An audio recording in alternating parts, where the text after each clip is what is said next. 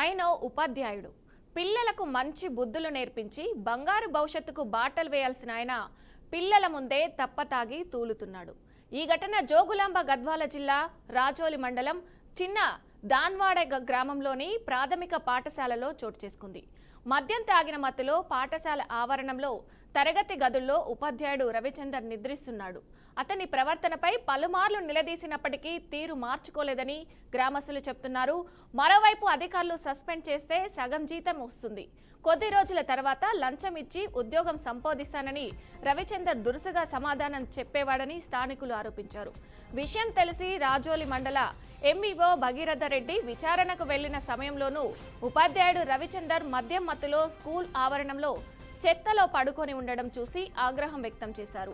ఉపాధ్యాయుడిని విచారించి ఉన్నత అధికారులకు ఫిర్యాదు చేసి కఠిన చర్యలు తీసుకుంటామని ఎంఈఓ భగీరథ రెడ్డి తెలిపారు.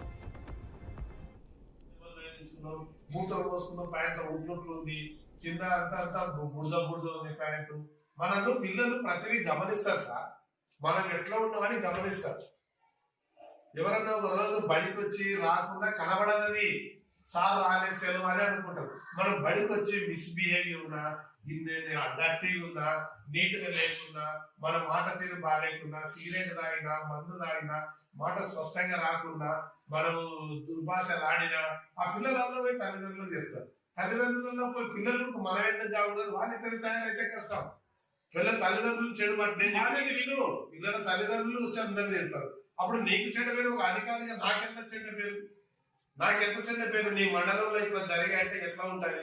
అట్లా సార్ అనేది అట్లా కాదు. నేను అనేది నన్ను అంటారంట. నీకు చెప్పేది ఇంట ప్రతిదీ ఇంట. నేను ఉండేది ఇది నీకే.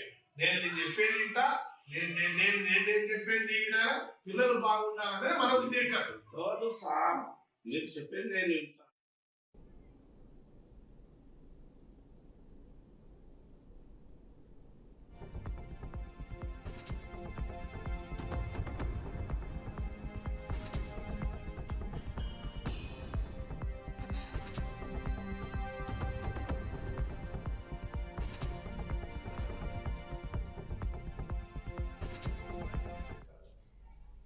ఎవరన్నా ఒక రోజు బడికి వచ్చి రాకుండా కనబడదని సార్ రాలే సెలవు అని అనుకుంటారు. మనం బడికి వచ్చి మిస్బిహేవియర్ ఉన్నా, డర్టీగా ఉన్నా, నీట్ గా లేకున్నా, మన మాట తీరు బాగాలేకున్నా, సిగరెట్ తాగినా, మందు తాగినా, మాట స్పష్టంగా రాకుండా, మనము దుర్భాషలు ఆడినా ఆ పిల్లలలో పోయి తల్లిదండ్రులు చెప్తారు.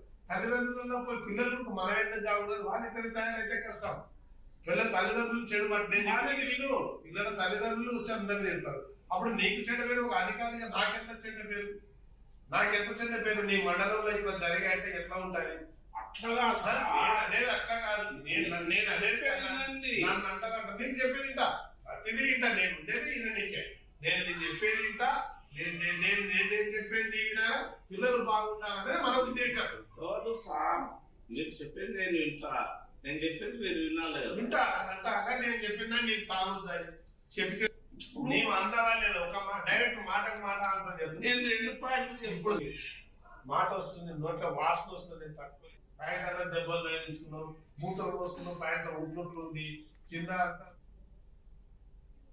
రంగారెడ్డి జిల్లా వనసలిపురం పోలీస్ స్టేషన్ పరిధిలోని హస్తినాపురంలో లవ్ జిహాద్ ఘటన ఆలస్యంగా వెలుగులోకి వచ్చింది. బీఈడీ చదువుతున్న గిరిజన యువతి అఖిల ఆత్మహత్యయత్నం చేసింది. ప్రస్తుతం ఆమె పరిస్థితి విషమంగా ఉందని కుటుంబ సభ్యులు ఆవేదన వ్యక్తం చేశారు. ఈ ఘటనపై అఖిల తండ్రి పోలీసులకు ఫిర్యాదు చేశారు. ప్రేమ పేరుతో రసూల్ అనే ఇతర వర్గానికి చెందిన యువకుడు తన కుమార్తెను ట్రాప్ చేసి హత్య చేసేందుకు ప్రయత్నించాడని ఆరోపించారు. ఈ నెల 7వ తేదీన అఖిల ఆత్మహత్యయత్నం చేసిన తర్వాత ఆమెను ఆటోలో తరలిస్తున్న రసూల్ను అఖిల అక్క అడ్డగించి నువ్వు ఎవరిని ప్రశ్నించడంతో అక్కడ నుంచి రసూల్ పారిపోయినట్లు ఫిర్యాదులో పేర్కొన్నారు. రసూల్పై ఫిర్యాదు చేసినప్పటికీ పోలీసులు ఇప్పటివరకు ఎలాంటి చర్యలు తీసుకోలేదని అఖిల తల్లిదండ్రులు ఆవేదన వ్యక్తం చేశారు. తమ కుమార్తెను లవ్ జిహాద్ పేరుతో ట్రాప్ చేసిన రసూల్పై కఠిన చర్యలు తీసుకోవాలని కుటుంబ సభ్యులు డిమాండ్ చేశారు.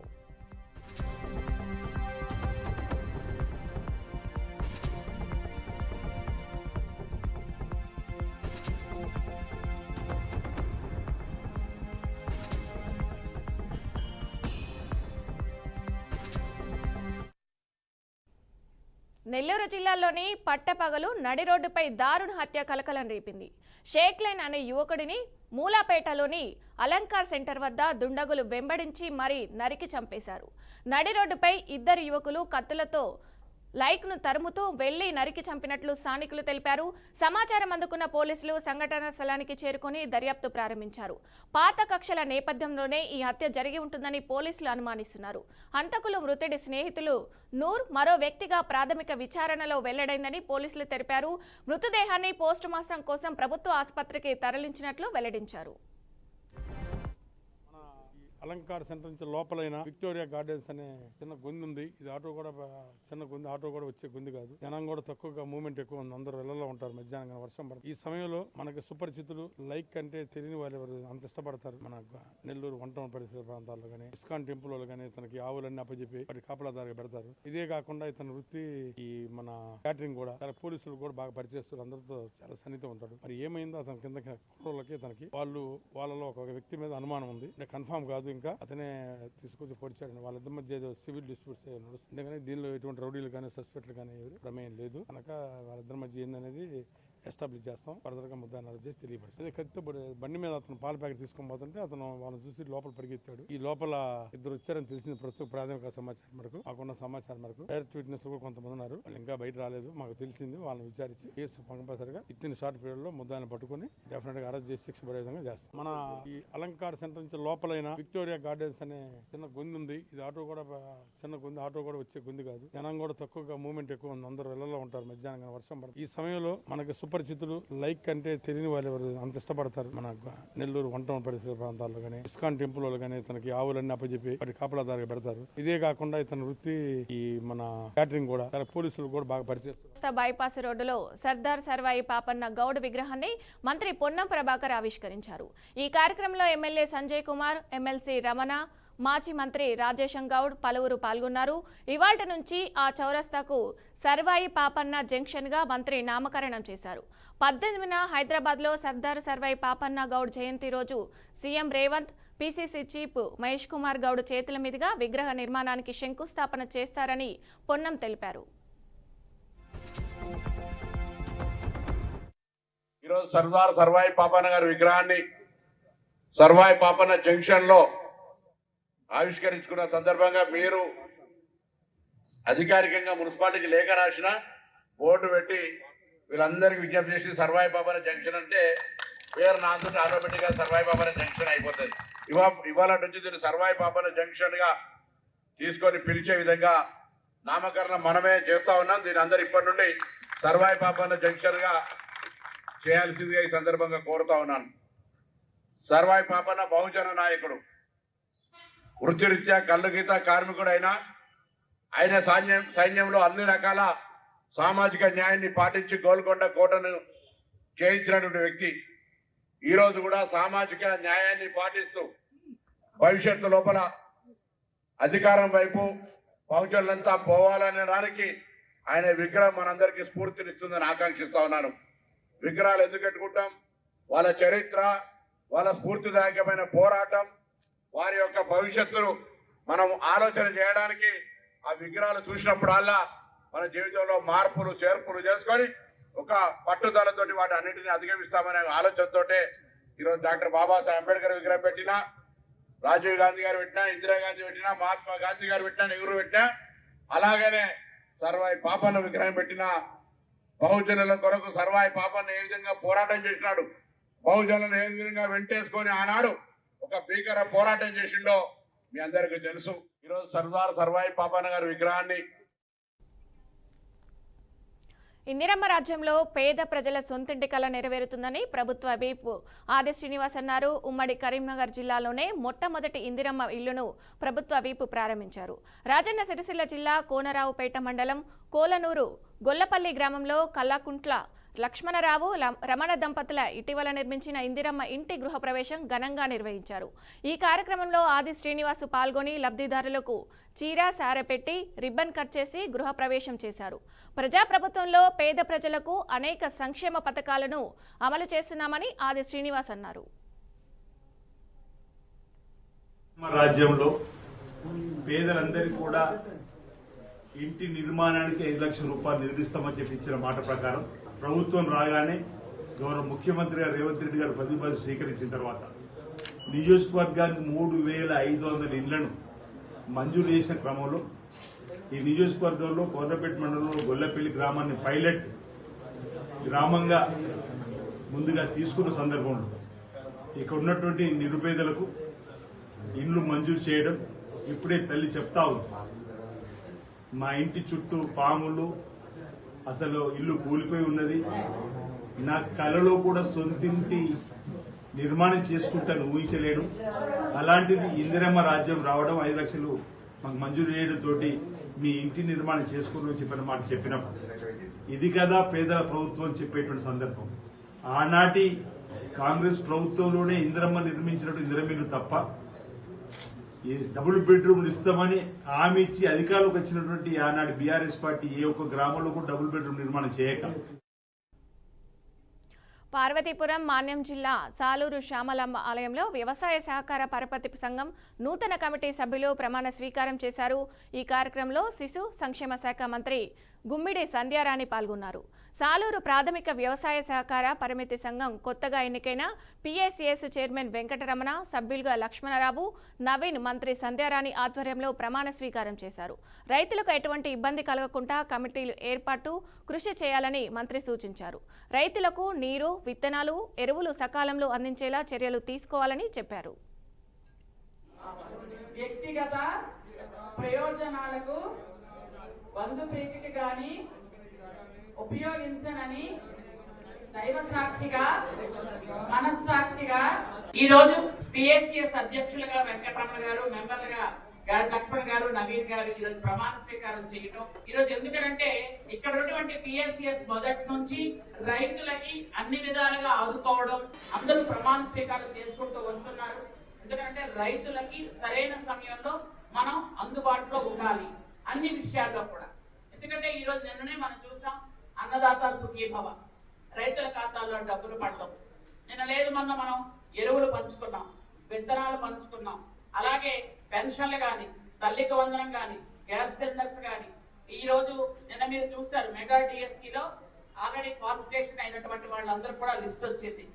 ఇంకో పక్క రైతులు కానీ, ఇంకో పక్క ఉద్యోగస్తులు కానీ, ఇంకో పక్క మహిళలు కానీ ఎవరు చూసుకున్నా ఈ రోజు మేము కూటమి ప్రభుత్వంలో గుండె మీద చేసుకొని దర్జాగా బ్రతుకుతున్నాము అని. విజయనగరం జిల్లా పూసపాటి రేగ మండలంలోని ఎస్ఎంఎస్ ఫార్మా న్యూటికల్స్ పరిశ్రమ వద్ద ఉద్రిక్తత నెలకొంది. ఆ పరిశ్రమలో కెమిస్ట్రీగా పనిచేస్తున్న పిన్నింటి శ్రీను అనే యువకుడు ఆకస్మికంగా మృతి చెందాడు. శ్రీను మృతికి యాజమాన్య నిర్లక్ష్యమే కారణమని ఆరోపిస్తూ మృతుడి కుటుంబ సభ్యులు, సహోద్యోగులు పరిశ్రమ వద్ద ఆందోళన చేపట్టారు. కంపెనీలో సరైన భద్రతా చర్యలు తీసుకోవడం లేదని కుటుంబ సభ్యులు విమర్శించారు.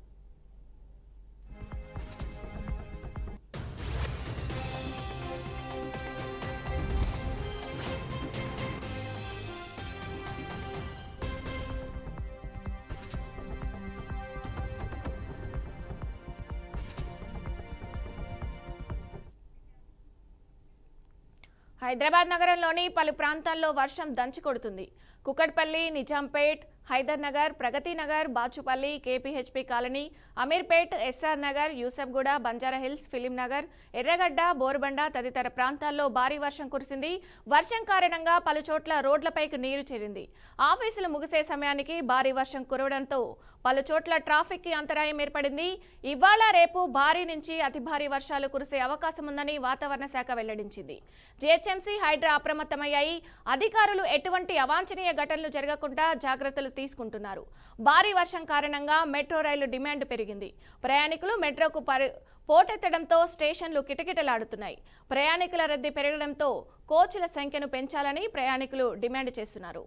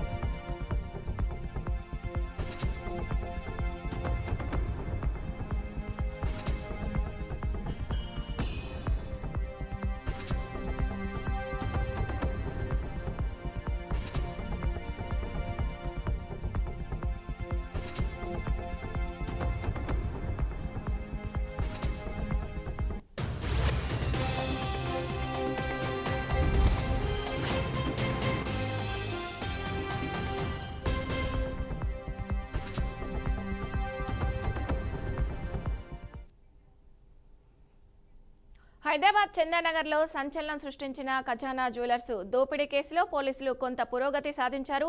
పటాన్ చెరువు సమీపంలో రోడ్డుపై వెళ్తున్న ముగ్గురు అనుమానితులను పోలీసులు అదుపులోకి తీసుకున్నారు. సంగారెడ్డి సమీపంలో మరో ముగ్గురిని పట్టుకున్నట్లు పోలీసులు తెలిపారు. వీరంతా 2 బైకులపై పారిపోతుండగా వెంబడించి పట్టుకున్నట్టు వివరించారు. ముఖాలకు మాస్కులు, తలకు క్యాపులు, చేతులకు గ్లౌజులు ధరించి ప్రయాణిస్తుండటంతో తమకు అనుమానం కలిగిందన్నారు. వీరు ప్రయాణిస్తున్న బైకులు కూడా దొంగిలించినవేనని పోలీసులు గుర్తించారు. ఆ 6గురిని పోలీస్ స్టేషన్కు తరలించి వారిపై కేసు నమోదు చేసినట్టు చెప్పారు. ఈ దోపిడీ వెనుక ఉన్న వ్యక్తుల గురించి ఆరా తీస్తున్నట్టు పోలీసులు వెల్లడించారు.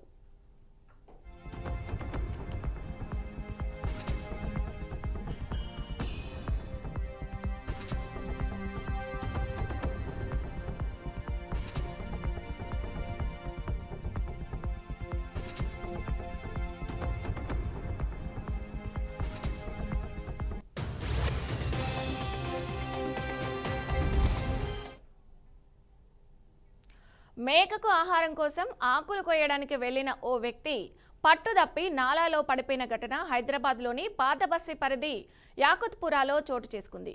గౌస్ అనే వ్యక్తి తన మేక కోసం ఆకులు కోస్తూ ఉధృతంగా ప్రవహిస్తున్న నాలాలో ప్రమాదవశాత్తు పడిపోయాడు. స్థానిక ఎంఐఎం కార్పొరేటర్ మహమ్మద్ వాసే స్థానికుల సాయంతో అతడిని సురక్షితంగా కాపాడారు. అతడు క్షేమంగా బయటపడడంతో అంతా ఊపిరి పీల్చుకున్నారు. హైదరాబాద్ పరిధిలో భారీ వర్షాలు కురుస్తున్న నేపథ్యంలో ప్రజలు అప్రమత్తంగా ఉండాలని అధికారులు హెచ్చరికలు జారీ చేశారు.